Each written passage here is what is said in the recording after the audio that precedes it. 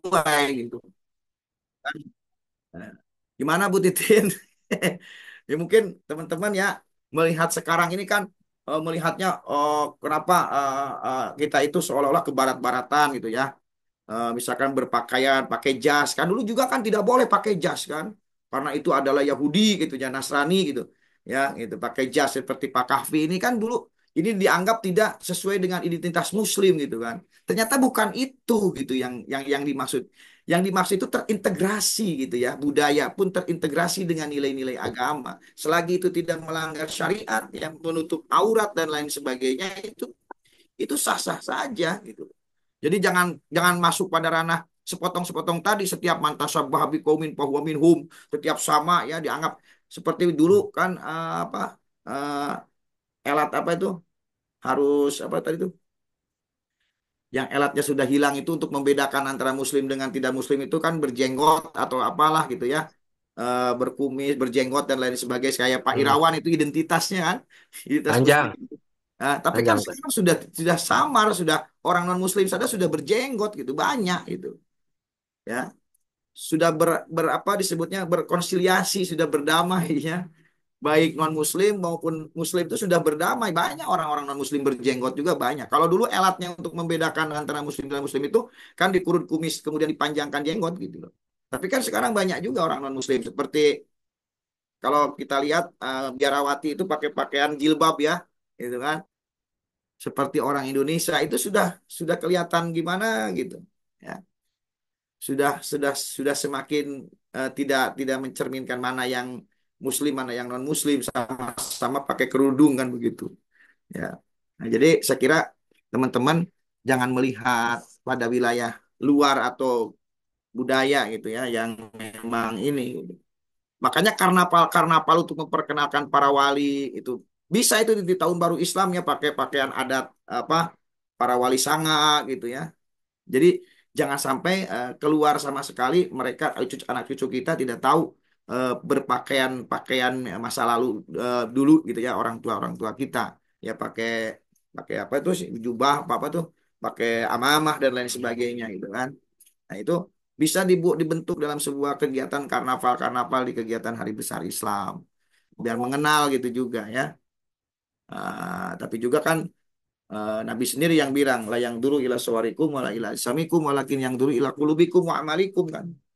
Urusan jasad rupa itu nggak penting, yang penting ya ini gitu. Kalau dulu kan pakai jas itu ngeri gitu, wah itu Yahudi gitu kan. Pakai jas itu menang gitu kan. Itu juga sebagian daripada efek daripada terintegrasinya antara budaya Barat dengan budaya Islam. Gimana Pak Kapi? Pak Alhamdulillah, alhamdulillah. Uh, Justru yang saya bingung itu hari ini, yang saya bingung nih Pak Kapi, ketika orang berpose di gereja ya dengan pastor itu dianggap wah itu kiai sudah melampaui batas gitu kan. Tapi ketika orang berpose berfoto di Candi Borobudur, di Candi Prambanan itu dianggap biasa gitu. Padahal sama-sama tempat rumah ibadah gitu. Ya. Iya kan? Dulu Pak Kapi pernah dipoto di stupa Borobudur kan waktu jalan-jalan. Iya, iya, iya. Tapi Iya. ketika ada orang berfoto di gereja, ya itu berpikirannya berbeda konteks berpikirnya dengan berfoto di Borobudur di Prambanan, padahal sama-sama tempat rumah ibadah. Gitu. Nah ini pemikiran kita yang belum belum terbuka ya masih masih agak ekstrim dikit kadang-kadang selalu menjustifikasi pembenaran itu adalah miliknya bukan milik apa Allah. Allah Subhanahu Wa Taala gitu kan. Nah, sehingga tadi memperebutkan kebenaran sejatinya kebenaran itu akan hilang. Jadi harus memperebutkan kesalahan lah sekarang mah biar sejatinya kebenaran itu hadir di tengah-tengah kita ya. Jadi memang bicara identitas muslim itu ya identitas seperti apa? Apakah mau seperti di Arab apa seperti apa gitu. Makanya ada adaptasi kalau saya bilang. Karena hukum itu ya berubah bagaimana situasi dan kondisi tagwil ahkam itu agak jati wal amkan kan gitu. Jadi identitas muslim itu tidak harus berpaku pada sebuah apa gitu datangnya Islam pada waktu itu gitu. Karena elektoral daerah itu berbeda-beda, makanya ada istilah urf gitu ya, ada istilah adat gitu. Ya, maka adaptasi. Kenapa memang Islam menyebar di Indonesia sangat sangat luas itu, sangat sangat mayoritas. Karena orang Islam penyebaran Islam syiar Islam pada waktu itu mampu beradaptasi dengan lingkungan pada waktu itu. Gitu. Kalau memaksakan, bapak-bapak bisa melihat di tafsir Yasin ya, karena Syekh Al-Hamam itu ada orang ya sehingga sejarah tentang Fa'ajaz Nabi Salising Faqalu itu ada Shodiq wal Masduq, dua utusan Allah kirim kemudian mendustakan mereka ditambah satu utusan lagi. Karena apa? Karena dakwahnya selalu ekstrim gitu loh. Selalu tergesa-gesa dan terburu-buru seperti seorang perawan, dia tidak menikah pada waktu muda, kemudian dia menikah di waktu tua sehingga dia punya anak dan waktu membesarkannya sedikit kan. Waktu membesarkannya sedikit ya udah nikah di waktu tua gitu lah. Jadi dia memaksakan anaknya supaya cepat besar. Akhirnya apa? Suruh makan roti. Kan seharusnya susu dikasih roti biar cepat gede gitu.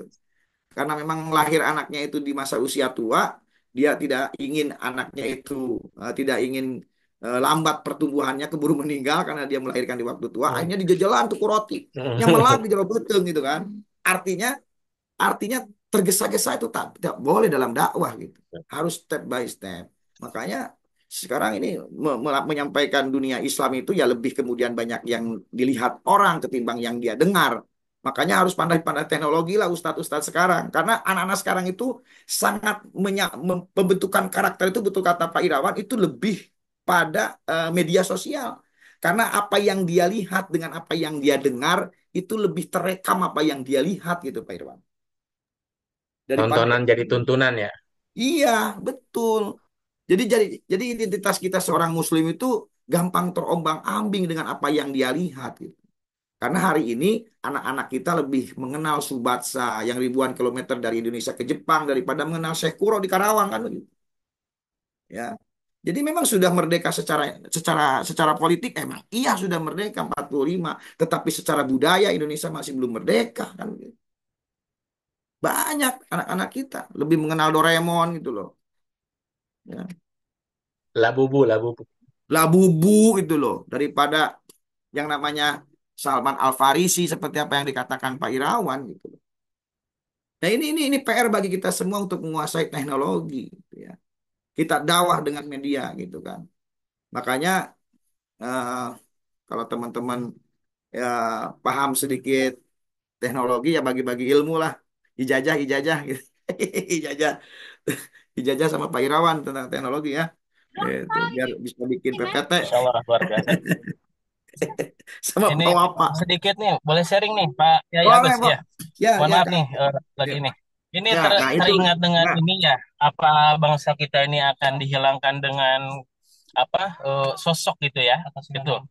Masalahnya orang-orang kita ini lebih apa fans gitu ya kepada selain daripada sahabat Nabi terus seperti apa Hasan Asbal itu Muhammad Abduh Ibnu Sina itu kayaknya akan menghilangkan daripada sosok ya itu maka kemarin kita bersepakat ya di rumah itu harus ada ini ya foto gitu ya Pak Kiai Agus ya.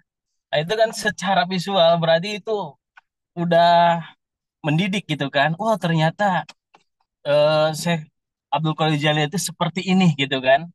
Itu yang membaca bukan hanya kita saja melainkan anak didik kita juga gitu ya betul, betul, gitu Kang. ya.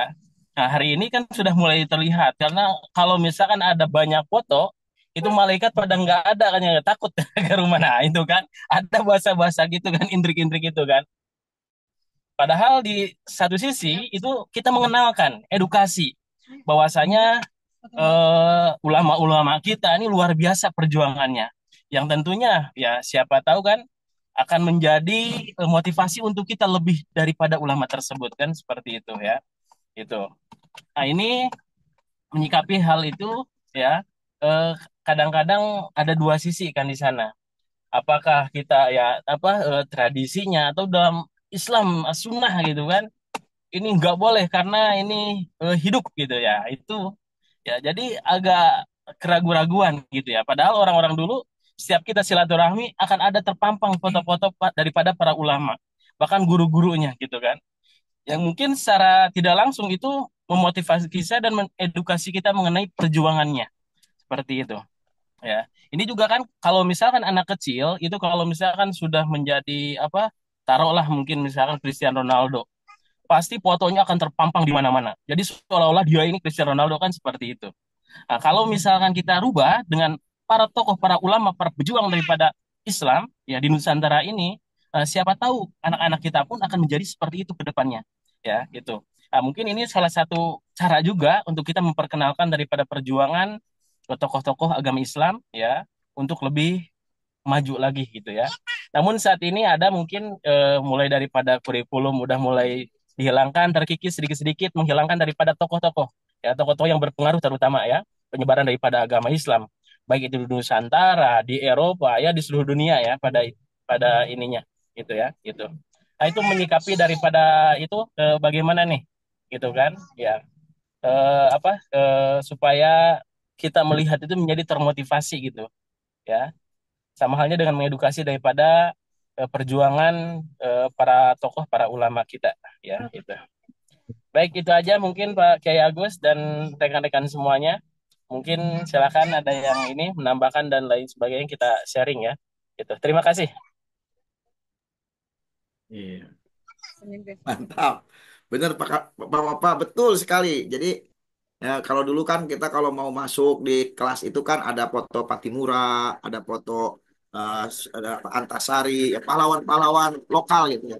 Termasuk kita juga di rumah-rumah ya harus terbiasa itu memampang foto-foto para ulama sehingga apa yang dia lihat, apa yang anak kita lihat itu kan lebih terekam ketimbang apa yang dia dengar gitu kan. Ya, Ya bagus ya. Saya kira sepakat itu. Itu sebagai apa solusi ya, Pak Bapak ya. iya, Ya, solusi untuk lebih betul. memperkenalkan identitas kita sebagai seorang Muslim berawal dari sejarah kan begitu. Karena jas Betul. merah jangan sekali-kali merupakan sejarah, gitu. Karena sejarah itu bagaikan lompat tinggi kan, harus melangkah kedua ke belakang sehingga menghasilkan lompatan yang paling jauh. Coba kalau melompat Masya tidak Allah. tidak ke belakang kan, tidak melompat ke belakang, Iya, walau lompatan tidak akan menghasilkan suatu lompatan yang paling jauh kan begitu. Nah, maka sejarah itu Masya penting. Allah. Nah, jadi pendekatan sejarah itu sejarah-sejarah yang harus diungkap ya. Itu bisa juga menumbuhkan identitas Muslim kita ya di Indonesia ya. Karena banyak orang yang ngontrak di Indonesia itu ngontrak lah istilah saya gitu ngontrak. Jadi asapang Islam nah gitu ya. Asapang Islam nah. Padahal identitas Muslim di Indonesia itu ya Muslim di Indonesia itu ya memang ramah gitu kan. Eh, apa apalagi kita masyarakatnya ada masyarakat tipologi desa gitu kan. Orang desa dengan kota kan justru berbeda kan. Orang desa itu jangankan kepada manusia Kang Wapak, kepada air pun menempatkan unsur senyawanya yaitu tanah. Maka orang desa itu selalu pakai gentong, karena pakai dispenser, Pak, Tara.